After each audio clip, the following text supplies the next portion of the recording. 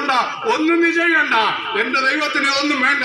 ഇടിവെട്ടിക്കുന്ന എന്റെ ദൈവത്തിന് നിന്റെ വെടിക്കെട്ട് ശബ്ദം കേൾക്കണ്ടെന്നേ. മിന്നലയക്കുന്ന എന്റെ ദൈവത്തിന് നിന്റെ വെഴുതിൽ കെട്ടുന്നുണ്ട് നടക്കേണ്ട കാര്യമില്ല. കാരണം വാക്കിനാൽ ഉളവാക്കിയതാണ് ഈ ഭൂലോകം, അതിലുള്ളതൊക്കെയോ ദൈവത്താൽ ഉളവാക്കപ്പെട്ടതല്ലാതെ ഈ ഭൂലോകത്തിൽ ഒന്നുമില്ലായേ ഇല്ല. അങ്ങനെയെങ്കിൽ ഈ ദൈവത്തിന് കൊടുത്തിട്ട് ഒന്നും വാങ്ങാമെന്ന് നോക്കണ്ട. ദൈവത്തിന് വേണ്ട നിന്റെ ഹൃദയമാണ്. സമർപ്പിക്കാൻ ഒരുക്കുന്നതാണ്. ഞാനൊരു പാപിയാണ്, എന്റെ പാപത്തിൽ നിന്ന് എന്നെ വിടുവിക്കണമേ. ഞാൻ അങ്ങയുടെ മകളായി തീരുവാൻ ഞാൻ ആഗ്രഹിക്കുന്നു. അവിടുന്ന് എന്നെ കൈക്കൊള്ളണമേ എന്ന് ഒറ്റ വാക്ക്. നീ ചിലപ്പോൾ അത് കരിയായിരിക്കാം, നീ മെട്ടുമായിരിക്കാം, പറമ്പിൽ ജോലിയായിരിക്കാം, അത് അരി ഊന്നിയായിരിക്കാം, മറ്റുള്ള എന്ത് പണികളും ചെയ്തോട്ടെ. നിൽക്കുന്ന നിൽപ്പ് നീ എവിടെ നിൽക്കുന്നു അവിടേക്ക് കടന്നു വരുന്നവനാണ് എന്റെ കർത്താവ്. ഇപ്പോൾ നീ വിളിച്ചാൽ വിളിയേക്കുന്ന ദൈവമാണ്. നിന്റെ ഏത് രോഗമായിക്കൊള്ളട്ടെ നിന്നെ വിടുവിക്കുന്ന ദൈവമാണ്. പ്രിയ സഹോദരി പറയട്ടെ, 2 കിഡ്നിയും നഷ്ടപ്പെട്ടവനായിരുന്നു ഞാൻ. ആഫ്രിക്കയിൽ ജോലി ചെയ്തുകൊണ്ടിരുന്നപ്പോൾ അത് ഏതാണ്ട് 10-15 വർഷങ്ങൾക്ക് മുമ്പ് 2 കിഡ്നിയും നഷ്ടപ്പെട്ട് ഇനി ഒരിക്കലും ജീവിക്കില്ലെന്ന് പറഞ്ഞ് നാട്ടിലേക്ക് വിട്ടതാണ്. അത് ട്രീറ്റ്മെന്റ് കഴിഞ്ഞ് നോക്കാൻ പറഞ്ഞു. അത് ഇവിടെ വന്നു. അവിടെ ഇവിടെ അടുത്ത് തന്നെ പോയി. ഇവിടെ നമ്മുടെ ജോസഫ് മണക്കിന് അടുത്ത് വന്നു. പുള്ളി താടിക്ക് കൈ കൊടുത്തിരുന്നിട്ട് പറഞ്ഞു, കുറെ നേരം ഇനി ഞാൻ എന്ത് ചെയ്യാനാ? കാരണം ആഫ്രിക്കയിലുള്ള ഹോസ്പിറ്റലിലെ റിപ്പോർട്ടെല്ലാം കണ്ടിട്ട് അദ്ദേഹം പറഞ്ഞു ഇനി ഒന്നും ചെയ്യാൻ പറ്റത്തില്ല. എന്നാൽ അല്പസമയം താടിക്ക് കൈയും കഴുത്തിട്ട് പറഞ്ഞു, ഒരു കാര്യം ചെയ്യേ, തിരുവല്ല അവിടെ ചെന്ന് സ്കാൻ ചെയ്യാം, കംപ്ലീറ്റ് സ്കാൻ ചെയ്തുകൊണ്ട് വരാൻ പറഞ്ഞു. MRI സ്കാൻ പോലെയുള്ള എല്ലാ സ്കാനും അവിടെ ചെയ്തു. അതേ പറയട്ടെ, അതെ അവിടെ ചെയ്ത് കഴിഞ്ഞപ്പോൾ വീണ്ടും ഇതും കൊണ്ട് ചെന്നപ്പോൾ അല്ലെങ്കിൽ ഞങ്ങൾ അത് ചെയ്യുന്നതിന് മുമ്പേ ദൈവസന്നിധിയിൽ പ്രാർത്ഥിച്ചു, കർത്താവേ അതേ രോഗത്തിന്റെ സൗഖ്യം തരുവാൻ അങ്ങേക്ക് കഴിയും. അതേ ശരീരാത്മാ ദേഹികളെ നിർമ്മിച്ചോ നീയാണ്, അസ്ഥികളെ തന്നവൻ നീയാണ്, ആത്മാവിനെ തന്നവൻ അവിടുന്നാണ്. അവിടുന്ന് ഞങ്ങൾക്ക് ഈ രോഗത്തിന് വിടുതൽ തരണമേ എന്ന് ദൈവസന്നിധിയിൽ പ്രാർത്ഥിച്ചുകൊണ്ട് ഹോസ്പിറ്റലിലേക്ക് കടന്നുപോയി. ഈ സ്കാനർ റിപ്പോർട്ടുമായിട്ട് കടന്നു ചെന്നപ്പോൾ അതേ ജോസഫ് മണക്ക് എന്നോട് ആര് പറഞ്ഞു നിങ്ങൾക്ക് രോഗമുണ്ടെന്ന്? പഴയ റിപ്പോർട്ടെല്ലാം കയ്യിലുണ്ട്, എക്സ്റേ കയ്യിലുണ്ട്, അതെ അന്ന് അവിടെ MRI സ്കാൻ ചെയ്ത് കയ്യിലുണ്ട്, എല്ലാം കയ്യിലുണ്ട്. എന്നാൽ ദൈവ അത്ഭുത സൗഖ്യം തന്നു. പ്രിയ മാതാവേ, സഹോദര, നീ രോഗത്താൽ വലയുന്ന വ്യക്തിയാണോ? യേശു നിന്നെ സൗഖ്യമാക്കുവാൻ മതിയായവനാണ് കേട്ടോ. അവന്റെ അടിപ്പിണരുകളാൽ നിനക്ക് സൗഖ്യം വരുത്തും. അതെ, അവൻ അടിയേറ്റത് നീ വിശ്വസിക്കുന്നു.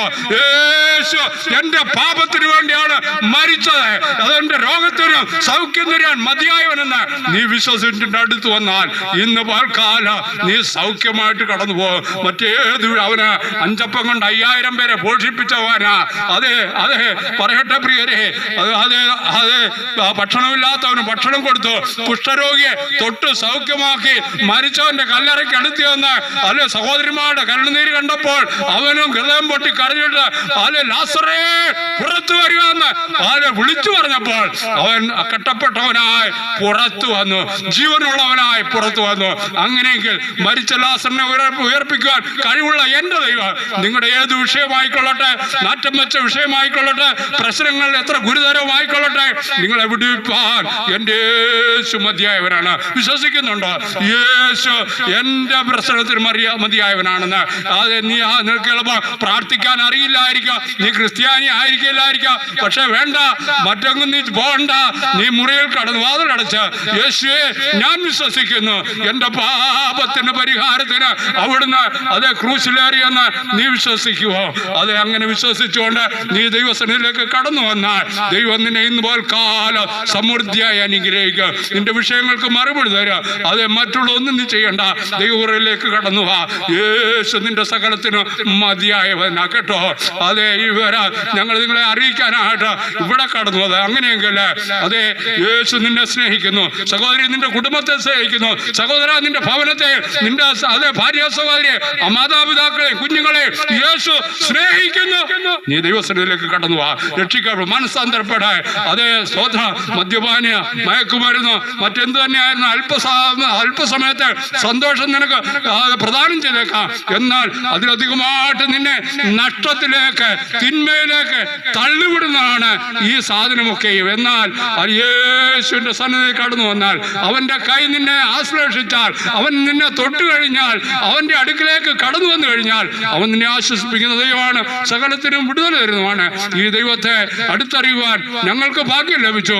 അത് നിങ്ങൾക്കും അതിന് കഴിയട്ടെ എന്ന് ആശംസിച്ചുകൊണ്ട് എൻ്റെ വാക്കുകളെ ഞാൻ അവസാനിപ്പിക്കുന്നു. ഇപ്പോൾ കർത്തൃദാസന്മാർ നിങ്ങൾക്കായി പ്രാർത്ഥിക്കും. ആരെ ദൈവസന്നിധിയിലേക്ക് കടന്നു എനിക്ക് വേണ്ടി പ്രാർത്ഥിക്കണമേ. കഴിഞ്ഞ കാലങ്ങളിൽ ഞാൻ അറിവില്ലായ്മയുള്ള കാലങ്ങളിൽ ഞാൻ പാപം ചെയ്തു, പാപത്തിലായിരുന്നു. എന്നാൽ എനിക്ക് ഇന്ന പ്രയാസമുണ്ട്, പ്രശ്നമുണ്ട്. ഞാൻ ഇന്ന് ദൈവപൈതലായി ദൈവമകളായി ജീവിക്കുവാൻ ഞാൻ ആഗ്രഹിക്കുന്നു. എനിക്ക് വേണ്ടി പ്രാർത്ഥിക്കണമെന്ന് ആര് പറയുമോ അവരെ മുൻപോട്ട് കടന്നു വന്നാൽ ഞങ്ങൾ നിങ്ങൾക്കായി പ്രാർത്ഥിക്കും. ഇല്ല എങ്കിൽ ഇരിക്കുന്ന ഇരിപ്പിൽ ഇരുന്നുകൊണ്ട് യേശുവേ, ഈ വചനം ഞാൻ ഏറ്റെടുത്തിരിക്കുന്നു. യേശു എനിക്ക് വേണ്ടി മരിച്ചല്ലോ, നന്ദി.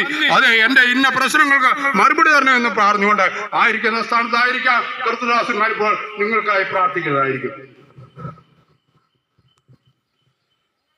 ദൈവമേ,